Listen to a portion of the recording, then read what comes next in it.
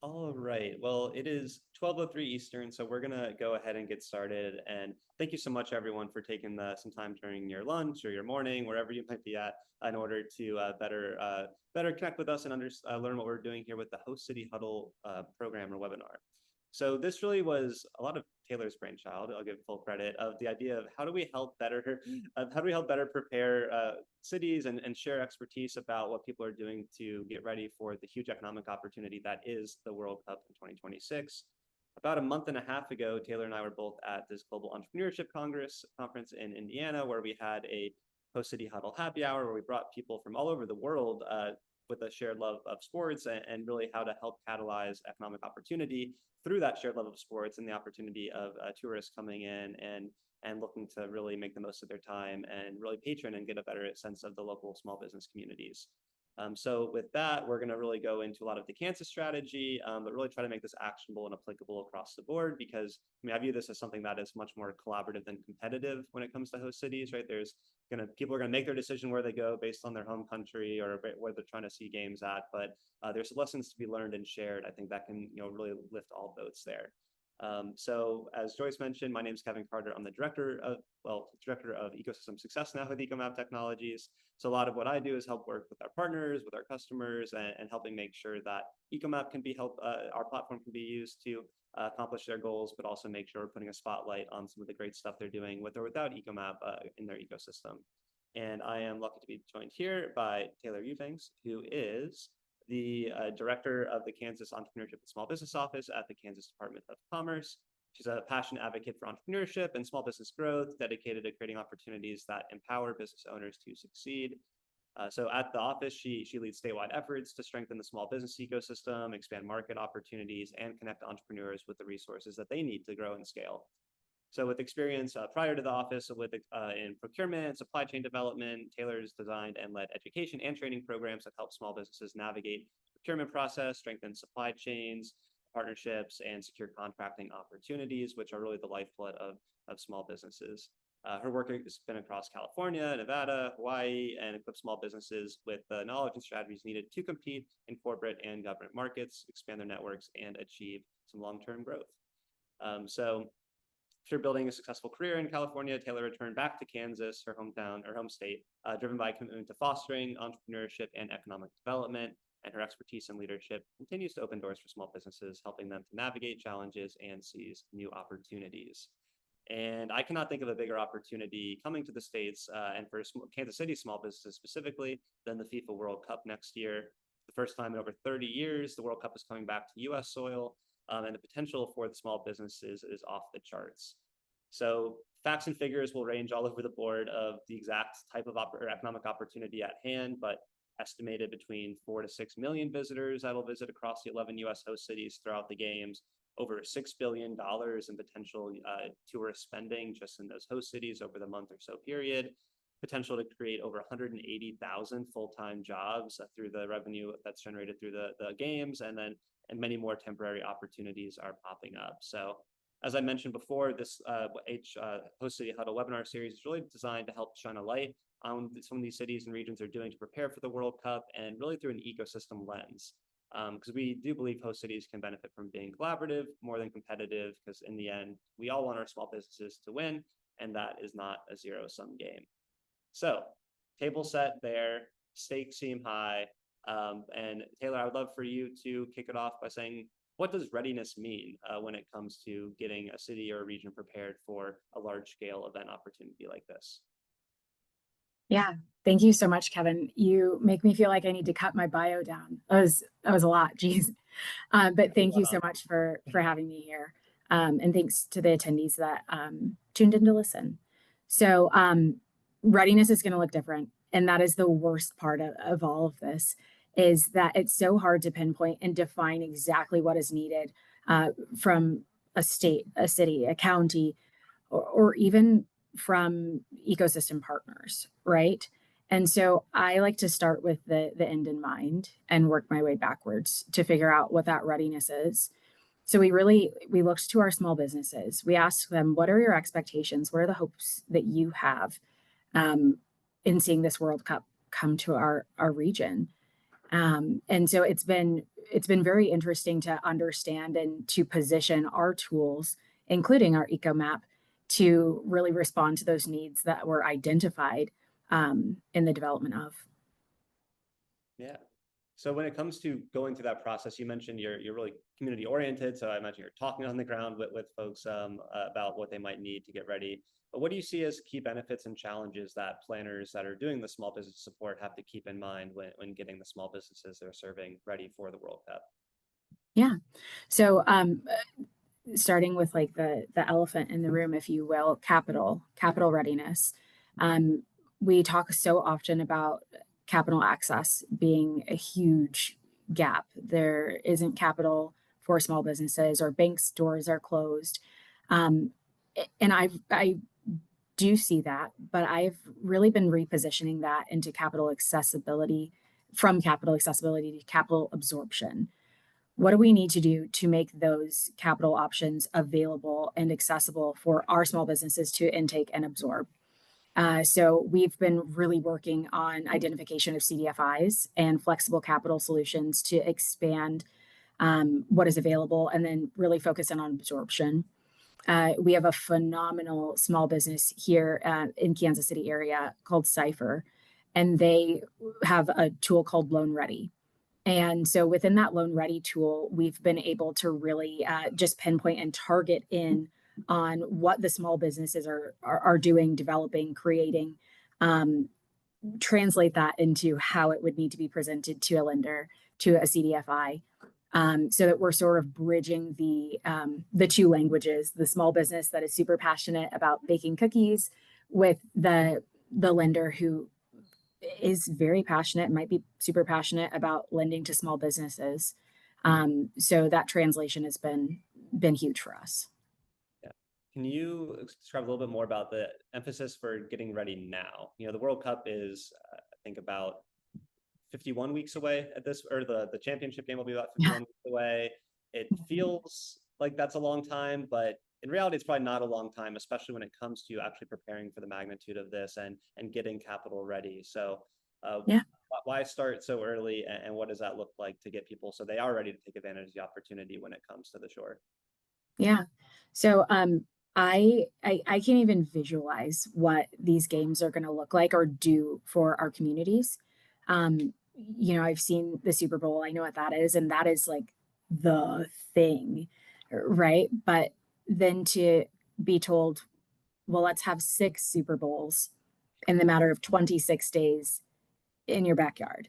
That's just really hard to grasp, not just for me in my role, but communicating that to the chambers of commerce in the space, the tourism and the visitor bureaus, the workforce groups and the partnerships that are going to need to expand, the industries and the target sectors that are going to be heavily impacted. So that communication and sort of the level setting, it has been huge for me. And that's not going to happen overnight. It's something that we've had to have conversations, consistent conversations around, and then identification of who wants to do this work. So our organizing committee, KC26, has been phenomenal in sort of pulling together stakeholders. We're very unique in that Kansas City splits Kansas and Missouri, and so it's really a bi-state activation that we're having to look at and engage, higher education, industry associations, not just government, but government adjacent entities, and then also international relations. So being sure that we are putting our best foot forward, but also still being very authentic and unapologetically Kansas City, because that's what people are coming here for. Yeah, and I want to dive into what it looks like to be unapologetically Kansas and Kansas City, because every city, every region is doing something to prepare that really wants to highlight what their assets are. If you ask any economic developer, their answer should be that their city is, or their state is, the best in the world in terms of what they're doing, and this is why they love it. And in preparation for this itself, I was doing some more research and trying to learn, like, what are other cities or regions doing. So before we dive into the Kansas, I know I had a chance to look into what Seattle was doing, which I thought was very interesting.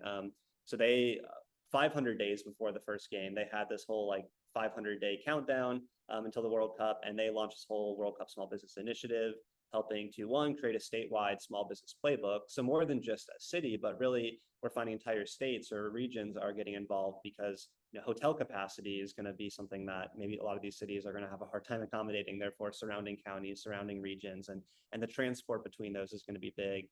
And leveraging a community business connector program, so helping to better prepare the businesses that are part of the chamber for the World Cup, and especially going into like a more place-based approach as well, which I find interesting. They have this whole neighborhood liaison program for things like Chinatown, Soto, Pioneer Square that are really close to Lumen Field, the Seattle host site, to make sure the ones that are in the epicenter are having a chance to better prepare themselves for the influx of traffic. And then back to what you're saying around capital, Atlanta has done an interesting job of helping to create a free accelerator program for businesses in the Beltline area. So really with the focus on the World Cup specifically. So, coaching, networking, mentoring, but also the opportunity to do pitch competitions and get one-on-one advising and get some capital that way. In addition to, small business facade improvement grants that they've generated. So people that are right in the Beltline are having an opportunity to be that front door that people are going to really see and gather at. To make sure that they're ready on the inside and on the outside to welcome that kind of traffic. So bringing it back to Kansas, though, I'd love to learn a little bit more about the core components of Kansas' approach to readiness and how that coordination has gone with the partners you're working with to pull it all together. Yeah, no, I smile when you say that because we've looked to our other host cities and had great contact with several host cities. But my gosh, Seattle, rocking it. Miami, Philly, LA. So in reaching out to the other host cities and saying, hey, what are you doing? None of the problems and none of the challenges or opportunities that we are facing in planning or defining readiness are unique to us. And so, however, we often, especially within the ecosystem, mentality or space, try and solve those problems in a silo. So it's been really cool to just interact with the other host cities and understand what they're doing, and help inform us as well. One of the things that we, as my office, the Office of Small Business, took from, I want to say it was Philly actually, was the standardization of like how small businesses are supported. So our organizing committee, KC26, they post all of the RFIs on their website every single Wednesday at 10 a.m. So kind of creating that consistency about when you can expect those things to come out. And we also have playbooks that will be coming out as well. There are some like city-specific playbooks, there's state-specific playbooks, but all just around how the small business can prepare. Do you need to hire? What are your workforce needs? Are they part-time? Is it full-time? Could we link that with some internship opportunities with higher ed? Also looking at inventory and also storage of inventory. Several small businesses have reached out and said, hey, we've done our analysis. We understand the additions that we're going to need from an inventory perspective, but I don't have the capacity to store that. So making that connection as well. And then also, like I said, working with the end in mind. What are you looking to do? How much are you hoping to make? What are your goals around this World Cup activation? And that's taken a lot of sharing in the data of what is expected. What are we hopeful to see? So that's what we've done here, and it's worked really well. But not being too proud to just look to our other host cities and see what they're doing darn well. There's a vacancy program that Kansas City, Missouri side found and has learned a ton from Seattle on. And so they've recreated here on the Kansas City, Missouri side. Yeah, there's so much. Nice. So it sounds like there's been a really big willingness to share ideas and not try to guard them or say, this is what we're doing, find something new to do. I mean, as we know with ecosystem building, you can't just copy and paste a program or an initiative from one to another, but you can definitely emulate and say, yes, a little bit of that, and put that Kansas City flair on it, right?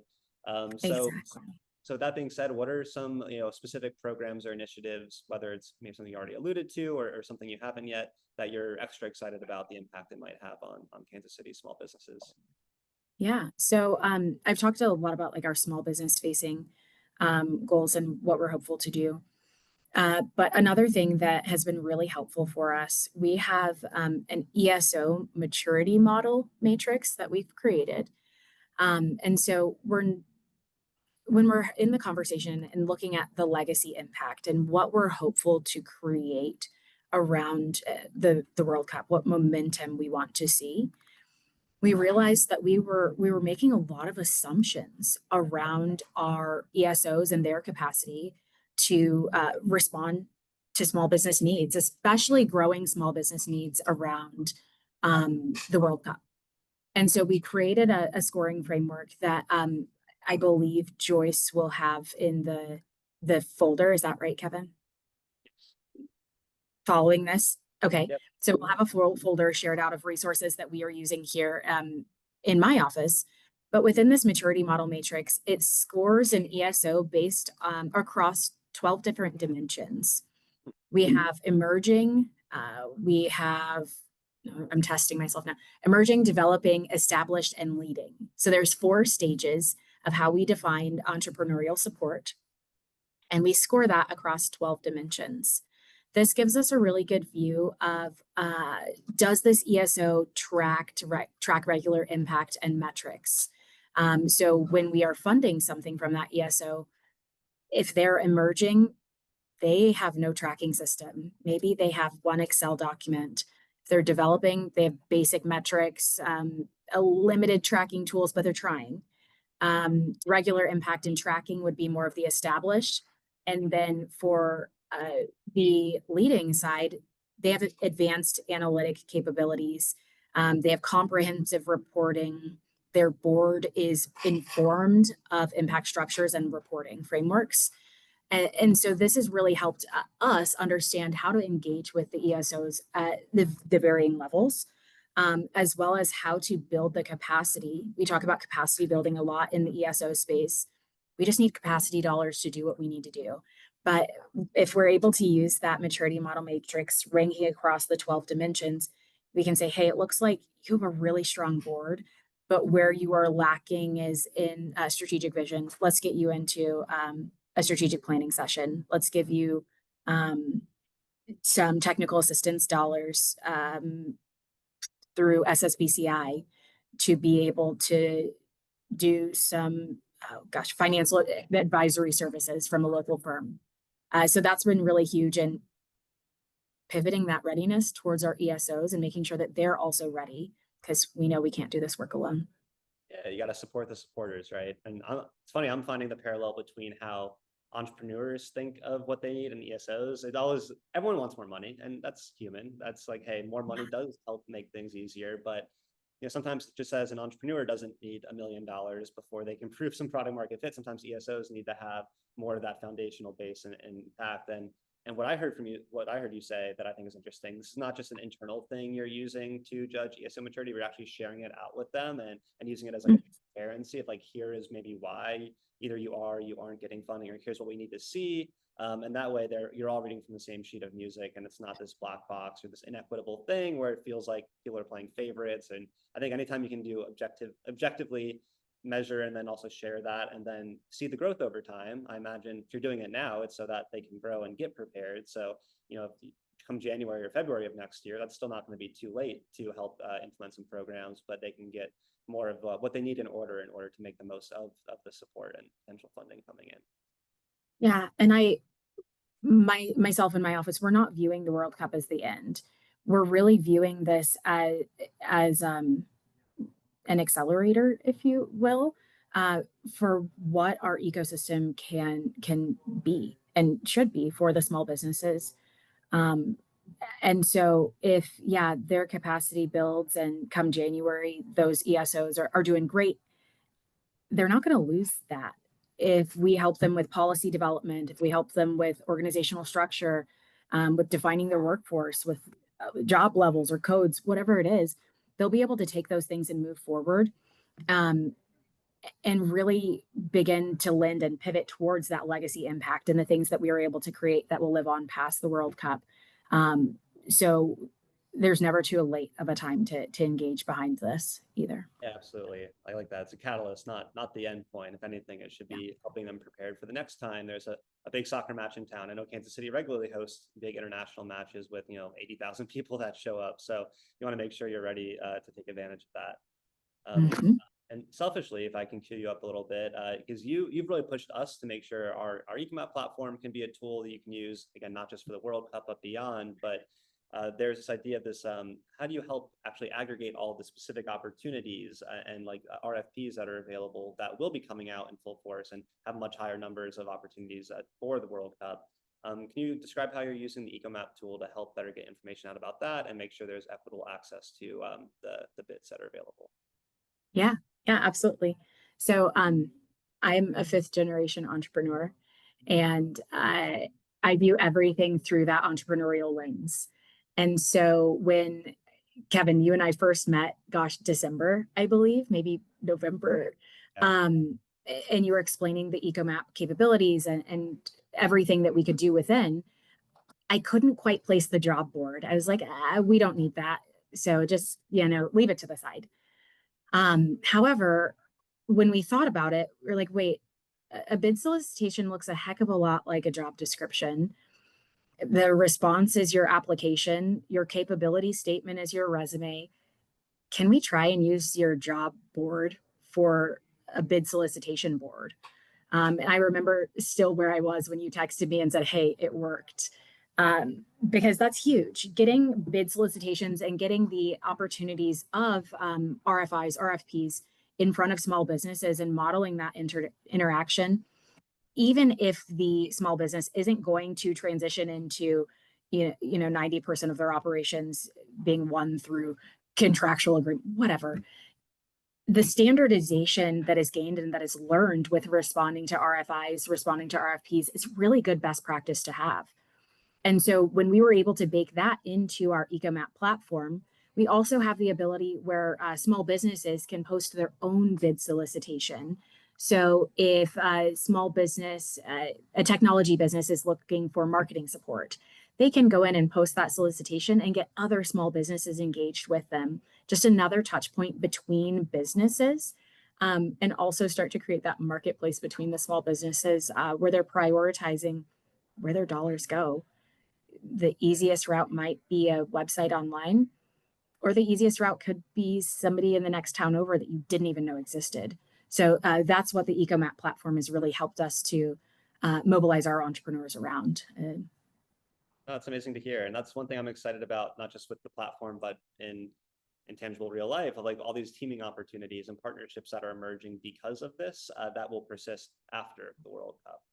But nothing aligns people like an economic opportunity that they can take advantage of together and be stronger together than maybe doing it themselves or relying on the others to do it. Exactly. So the next step, let's get a little more practical. Not that this hasn't been practical, but Taylor, I know you're one of the most practical people I know in terms of you have a vision and you can execute on it. And sometimes people have one or the other. But I know that there's a lot of different moving parts here in the planning process, a lot of different partners you've worked with. So as broad or as specific as you want to get into, what tactical actions have proven effective in Kansas's planning process for the World Cup? I love that question. And whenever I'm asked that, my answer will remain consistent. Right to start. Right to start is the first place I went. I started looking through all of the field guides and truly understanding what can I do from a policymaker level, from a state level. How can I inform and inform and educate those that we are working with. So through Right to Start, we found so many models and so many solutions that other tools were using. One of my favorite, back to Georgia, they're rocking it, is the Make Startups tool in Georgia. Make Startups is doing phenomenal work across the board. And so we just started digging through, and we found the Poverty and Opportunity tool. And it's really cool. So if you go to Make Startups and then hop there, you can see they have just all of this data that you're able to really get down on the county level to see, how much investment would be needed to transition a certain amount of entrepreneurs.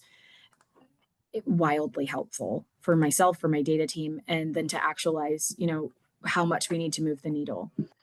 In North Carolina, they have the REAP program. So really pivoting the narrative behind workforce development initiatives to be inclusive of job takers, but also of job makers, the small businesses that are creating jobs and how they are using workforce dollars, WIOA dollars, behind small business activations. So that food truck that needs to hire 12 people for, the World Cup, but then after the World Cup, they have just blown their operations out of the water. They're rocking it. They need another 40 people and 2 food trucks. How do we walk that backwards? And then how as the state do we support that?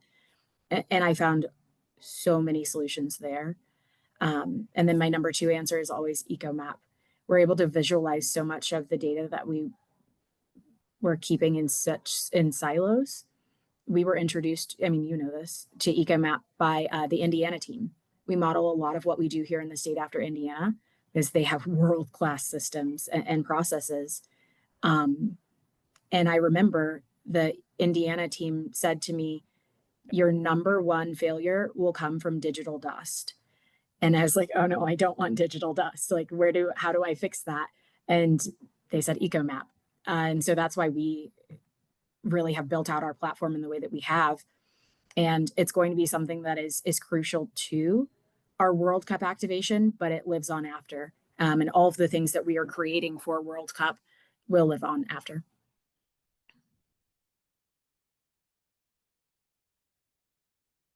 Oh, I think we lost Kevin. Okay. Joyce, Hi, Taylor. This is Heather. I'm actually joining from home. Heather.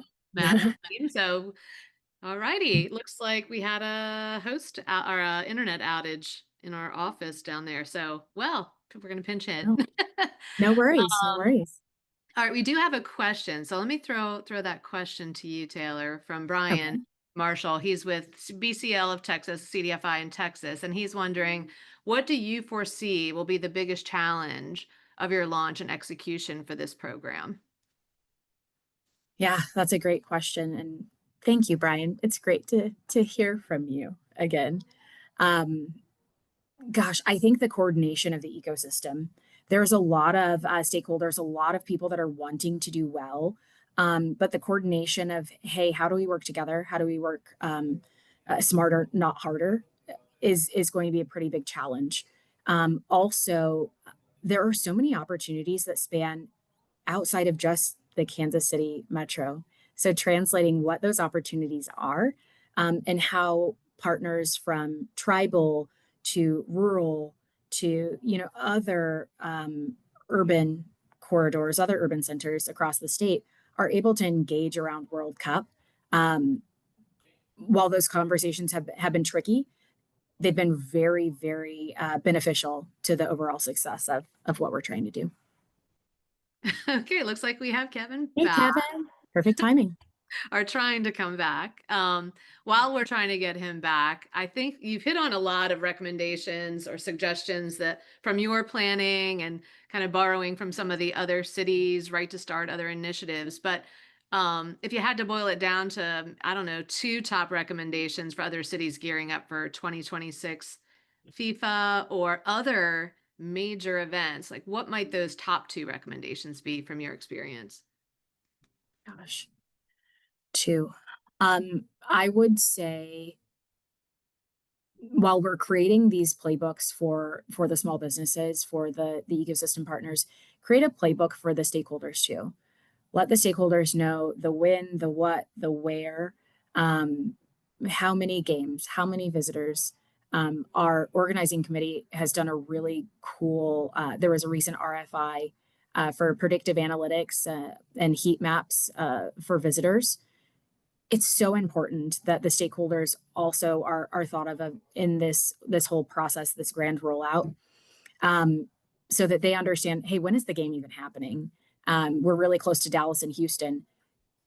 Should I hold a major event before, when they, or after, during, while they have a game? Or do we think that people will be traveling right down the road on that quick flight?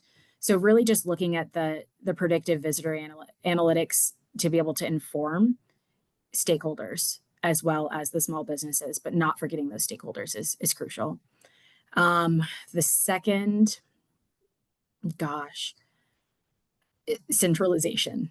So if there's any way to create, kind of like we've had the privilege to do, an eco map where we have all of our calendar of events, we have our bid solicitations and opportunities, we have every organization, we have every resource that those organizations will tap into.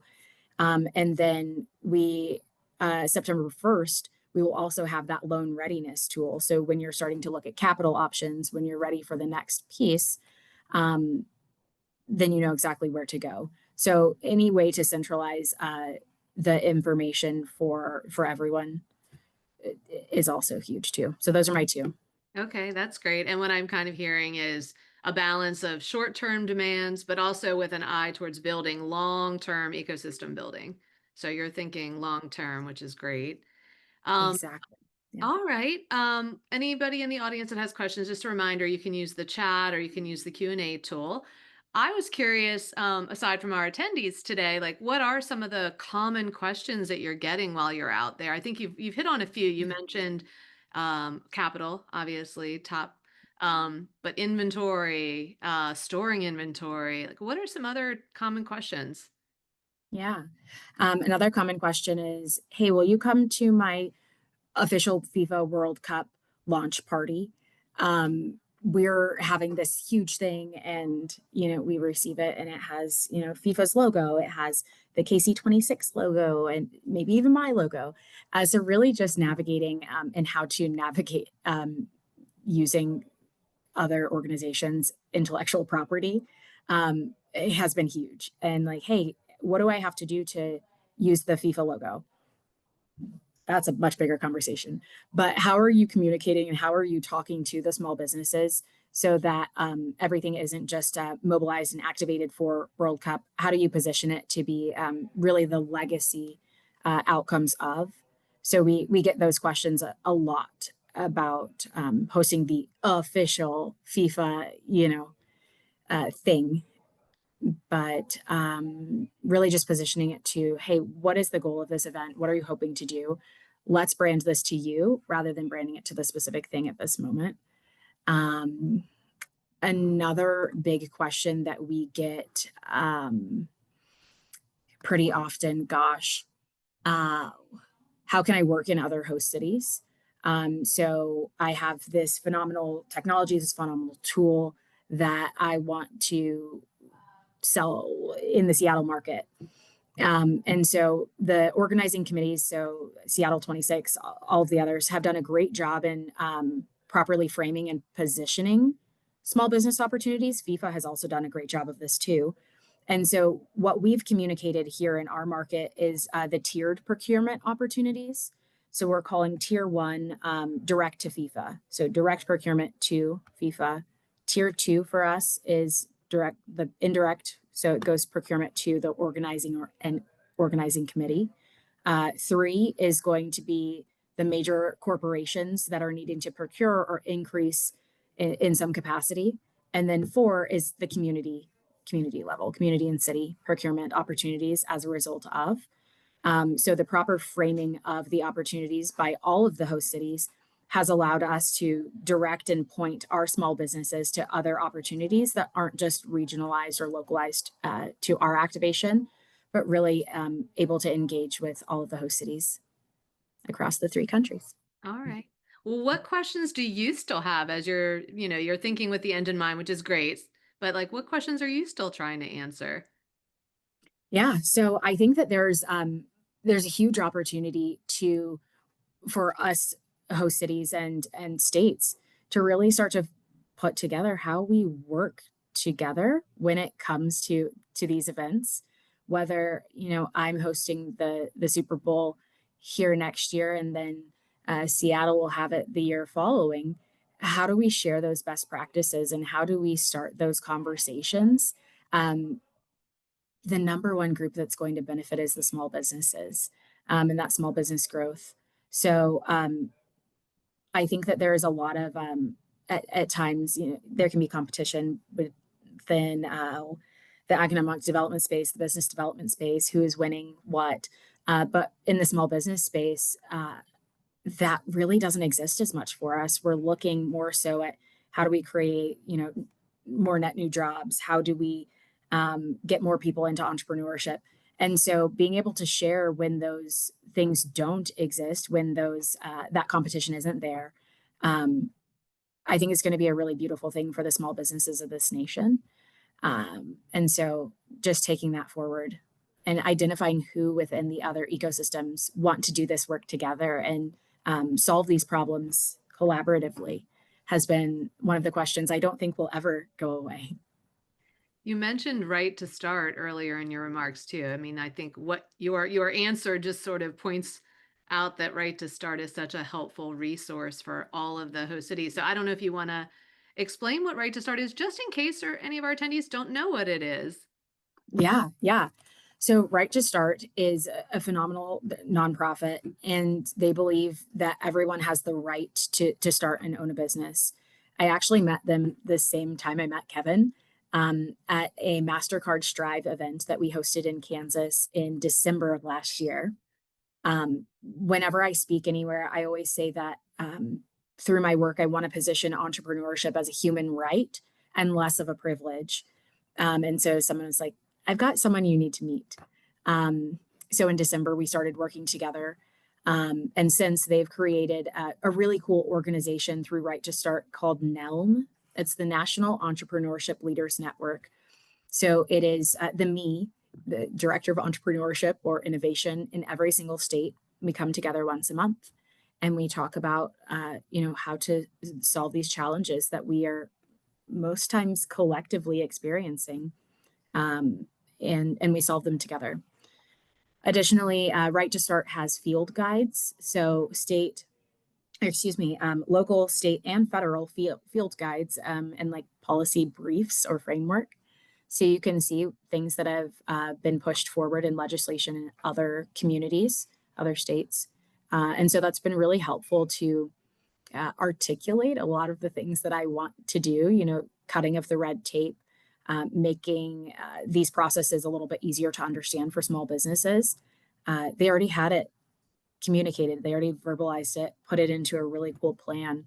So I didn't have to spend hours and hours trying to put my thoughts behind it. They have really cool solutions and organizations readily available to support. Okay, awesome. All right, I see Kevin's back. I'm hoping he can hear us. Yes, coming in. Yes, thank you so much. I'm sorry about that. Welcome back. Wi-Fi outage in the EcoMap office, but luckily Heather is in a secure secondary location.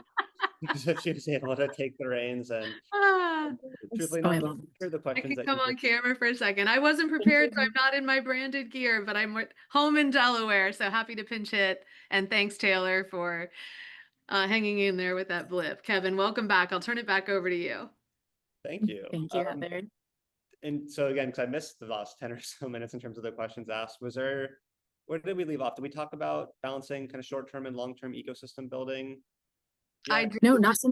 Well, kind of. Yep. Sorry, I'll pipe down. I did sort Please. of react to Taylor's awesome remarks, so we touched on that, but we have time, so please feel free to trot back over some of what you think we might have discussed. It's been a good discussion.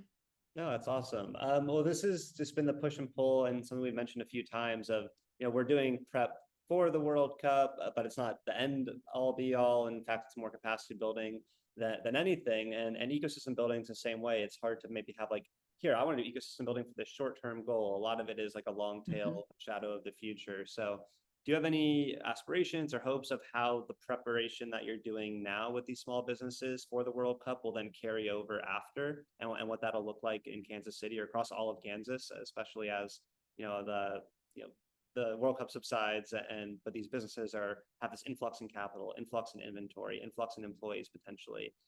What's your hope of what that might look like to carry on after? Yeah.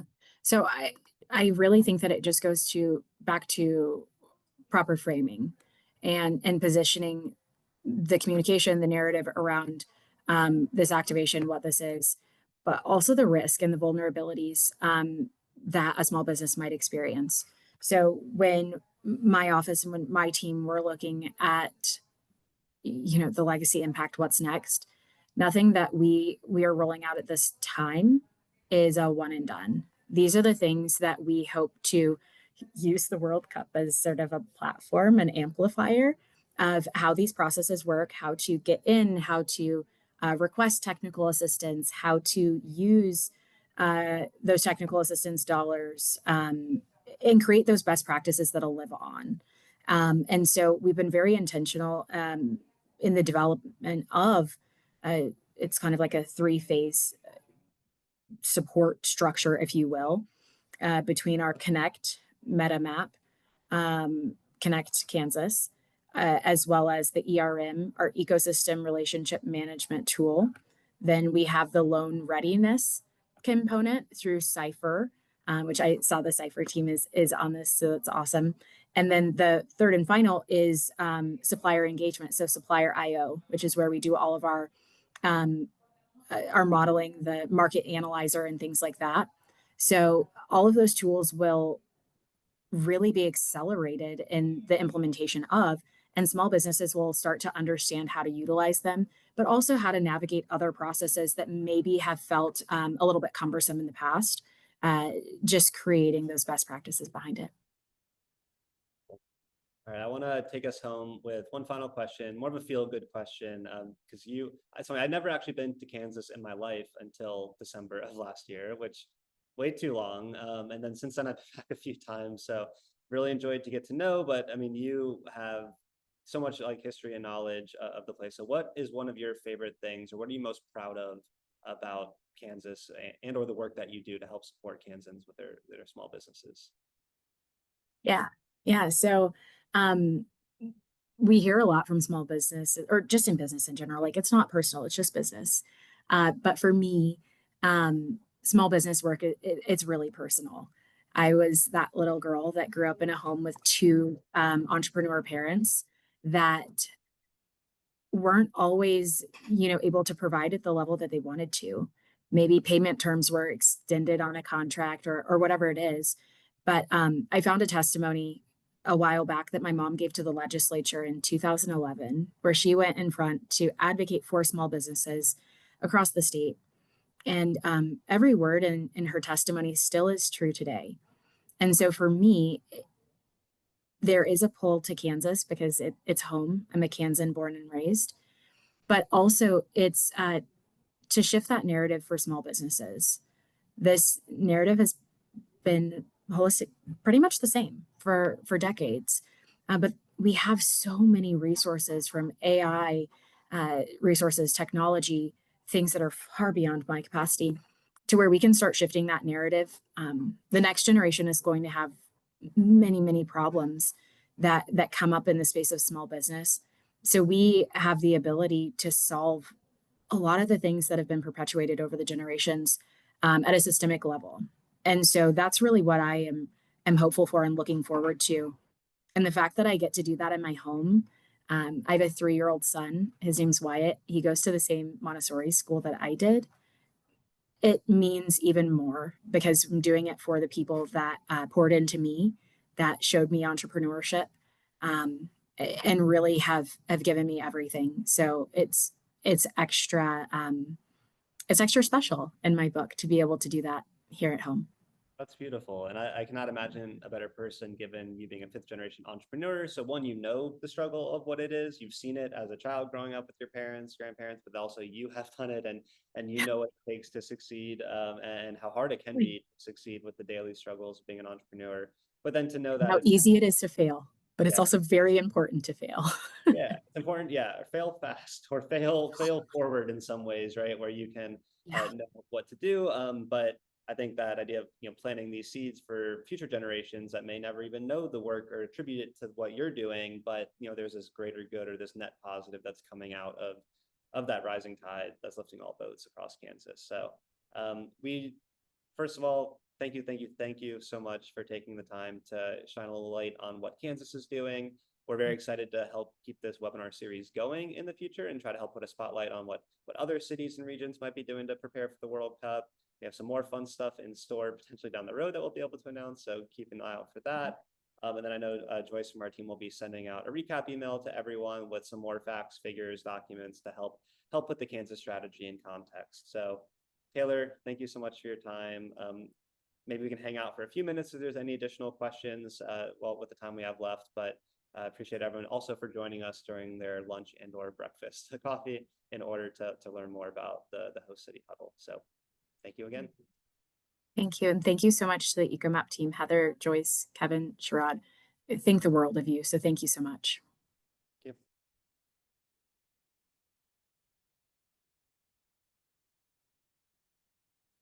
Right. If anyone has any questions, I'd say the next 30 seconds are your time to shine. Otherwise, Taylor, Lord knows you could probably have 12 minutes back in your day. So couldn't we all? Thank you, Rich. Thank you, Shoshana.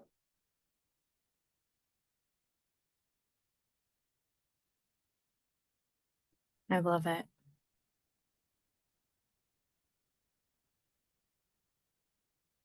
Awesome. Awesome.